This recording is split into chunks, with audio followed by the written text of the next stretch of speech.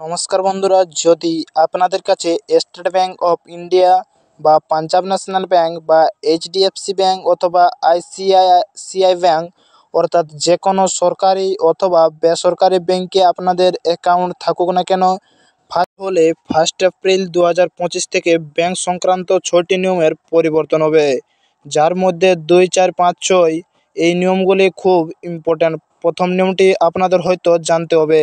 ভিডিওটি শুরু করার পূর্বে একটি ছোট্ট প্রশ্ন, অবশ্যই আপনারা কমেন্ট বক্সে জানাবেন যে বর্তমানে ভারতবর্ষের সবথেকে বড় ব্যাঙ্ক কোনটি।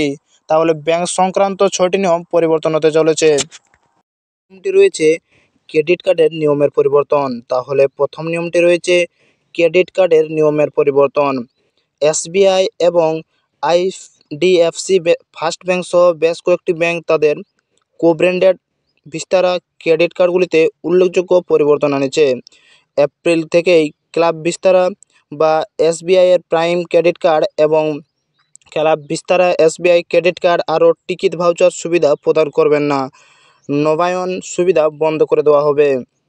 তাহলে এসবিআই ক্রেডিট কার্ড আর টিকিট ভাউচার সুবিধা প্রদান করবেন না এবং নবায়ন সুবিধাও বন্ধ করে দেওয়া হবে।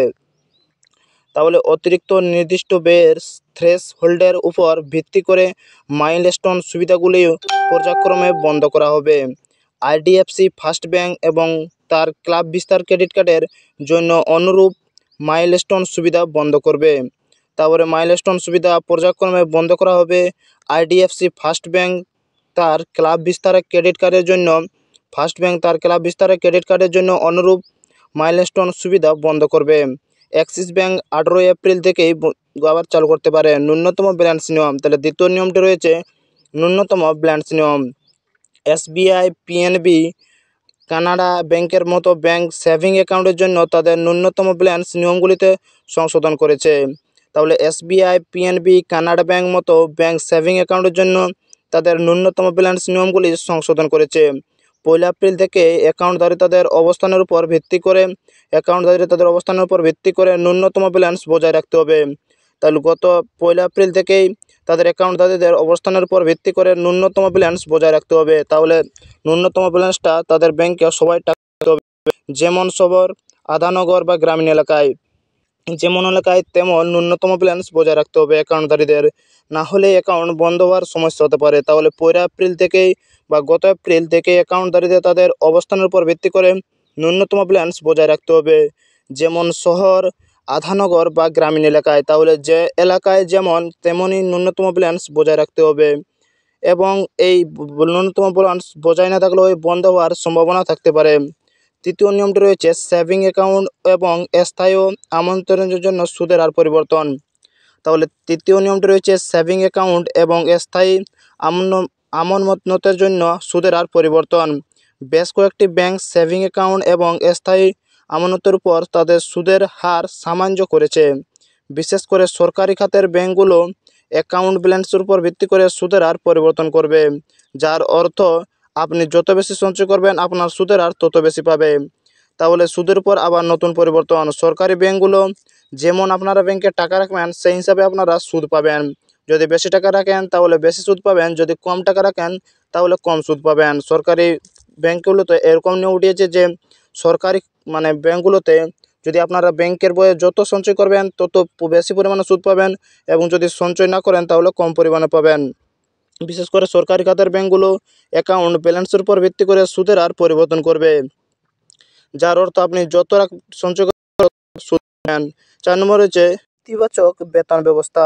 তাহলে 4 নম্বর রয়েছে ইতিবাচক বেতন ব্যবস্থার প্রবর্তন। নিরাপত্তা বৃদ্ধির জন্য ব্যাংকগুলো ইতিবাচক বেতন ব্যবস্থা চালু করবে, বিশেষ করে 5,000 টাকার বেশি লেনদেনের চেকের জন্য।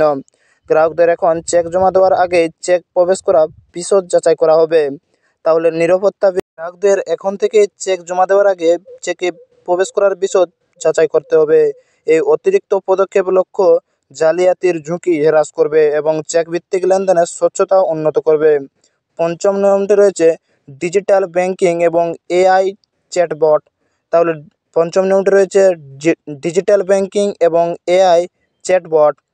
ডিজিটাল ব্যাংকিং ক্রমবর্ধমান হওয়ার সাথে সাথে অনেক ব্যাংক গ্রাহকদের অভিজ্ঞতা উন্নত করার জন্য নতুন অনলাইন এবং মোবাইল ব্যাংকিং বৈশিষ্ট্য চালু করা হয়েছে। তাহলে ডিজিটাল ব্যাংকিং ক্রমবর্ধমান হওয়ার সাথে সাথেই অনেক ব্যাংক গ্রাহকদের অভিজ্ঞতা উন্নত করার জন্য নতুন অনলাইন এবং মোবাইল ব্যাংকিং বৈশিষ্ট্য চালু করা হয়েছে। তাহলে অভিজ্ঞতা উন্নত করার জন্য নতুন অনলাইন এবং মোবাইল ব্যাংকিং বৈশিষ্ট্য চালু করা হয়েছে। গ্রাহকদের সহায়তা করার জন্য এআই চালিত চ্যাটবটগুলির ব্যাংকিং সিস্টেমে একীভূত করা হবে। তাহলে এআই চালিত চ্যাটবটগুলির ব্যাংকিং সিস্টেম একীভূত করা হবে। অন্যদিকে ডিজিটাল লেনদেনের সুরক্ষা নিশ্চিত করার অন্যদিকে ডিজিটাল লেনদেনের সুরক্ষা নিশ্চিত করবে। চ্যাটবটগুলি ব্যাংকিং সিস্টেমে একীভূত করা হবে এবং অন্যদিকে ডিজিটাল লেনদেনের সুরক্ষা নিশ্চিত করার জন্য দ্বি ফ্যাক্টর প্রমাণীকরণ 2FA আরও জোরদার করা হবে। তাহলে সুরক্ষা নিশ্চিত করার জন্য ডিজিটাল মাধ্যমে দ্বি ফ্যাক্টর প্রমাণীকরণ বা 2FA আরও জোরদার করা হবে। তাহলে এই যে রয়েছে দ্বি ফ্যাক্টর প্রমাণীকরণ বা 2FA, এটা আরও জোরদার করা হবে। এই চ্যাটবট ব্যাংকিং সিস্টেম একীভূত করা হবে এবং অন্যদিকে ডিজিটাল লেনদেন সুরক্ষা নিশ্চিত করা হবে। ডিজিটাল লেনদেন সুরক্ষা নিশ্চিত করা হবে, অন্যদিকে দ্বি ফ্যাক্টর প্রমাণীকরণ বা 2FA আরও জোরদার করা হবে। ষষ্ঠ নিয়ম বা 6 নম্বর নিয়মটি রয়েছে এটিএম থেকে টাকা তোলার ফি পরিবর্তন। এটিএম লেনদেনের সাথে সম্পর্কিত খরচ কমাতে কিছু ব্যাংক নগদ টাকা তোলার ফি পরিবর্তন করেছে। এপ্রিল বা 1 এপ্রিল থেকে আপনাদেরকে অন্যান্য ব্যাংকে এটিএমগুলিতে প্রতি মাসে সংখ্যক বিনামূল্যে এটিএম লেনদেনের অনুমতি দেওয়া হবে।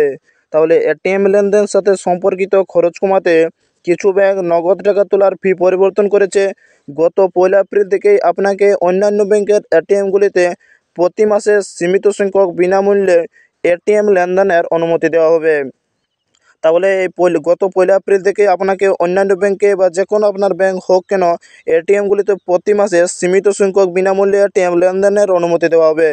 তাহলে এই এটিএম লেনদেন প্রত্যেক মাসে কিছুবারে হয়তো ফ্রিতে আপনারা লেনদেন করতে পারবেন। তাহলে এটিএম লেনদেনের খরচ কমাতে এই নিয়মটি করা হয়েছে। এটিএম লেনদেন প্রতি মাসে আপনারা কিছু সংখ্যক ব্যবহার করতে পারবেন, তার থেকে বেশি ব্যবহার করলে আপনাদেরকে সমস্যায় পড়তে হতে পারে। তাহলে সীমিত সংখ্যক বিনামূল্যে এটিএম লেনদেন, আপনারা যদি এই ধরুন প্রতি মাসে কিছু সংখ্যক বার বা কিছুবার এটিএম ব্যবহার করতে পারবেন, তার থেকে বেশি ব্যবহার করলে কিছু পরিমাণে আপনাদেরকে চার্জ দিতে হবে। তাহলে সীমিত সংখ্যক বেশি ব্যবহার করলে আপনাদেরকে এটিএম যতবার ব্যবহার করবেন তত বেশি পরিমাণে চার্জ দিতে হবে। হয়তো আপনাদের ধরুন কিছুবার আপনাদের প্রতি মাসে ব্যবহার করতে সময় দিয়েছে, তার থেকে যদি আপনারা বেশি ব্যবহার করেন তাহলে আপনাদের প্রতি ব্যবহারে বেশি করে চার্জ লাগবে। হয়তো ধরুন 6 বার আপনাদেরকে প্রত্যেক মাসে ব্যবহার করতে দিয়েছে, তার থেকে যদি আপনারা বেশি ব্যবহার করেন তাহলে প্রতি